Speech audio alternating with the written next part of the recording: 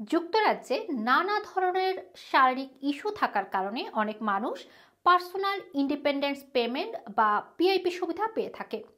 এই বেনিফিটগুলো বিভিন্ন সময়ে অ্যাসেসমেন্ট করা হয়।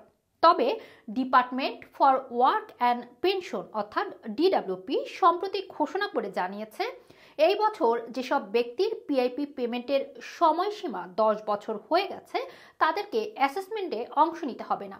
10 বছর পিআইপি পেমেন্ট পাওয়া ব্যক্তিদের লাইফ টাচ নামের একটি পুরস্কারও দেওয়া হবে, তবে তাদেরকে একটি ফর্ম পূরণ করতে হবে।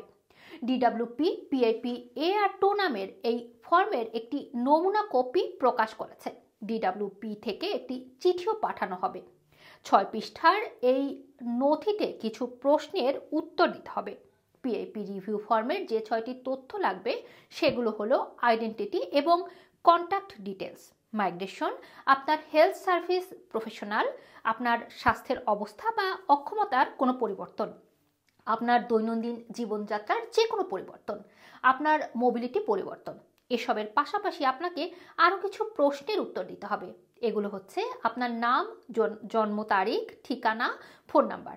এছাড়া আপনাকে সাপোর্ট দেওয়া একজন হেলথ প্রফেশনালের তথ্য দিতে হবে সেখানে। এই ছিল আমার কাছে পিআইপি নিয়ে একটি গুরুত্বপূর্ণ তথ্য। ব্রিটেনের যে কোনো গুরুত্বপূর্ণ তথ্য জানতে চোখ রাখুন ইউটিউব এবং ফেসবুক পেজে লাইক, ফলো এবং সাবস্ক্রাইব করুন আমাদের চ্যানেলটি।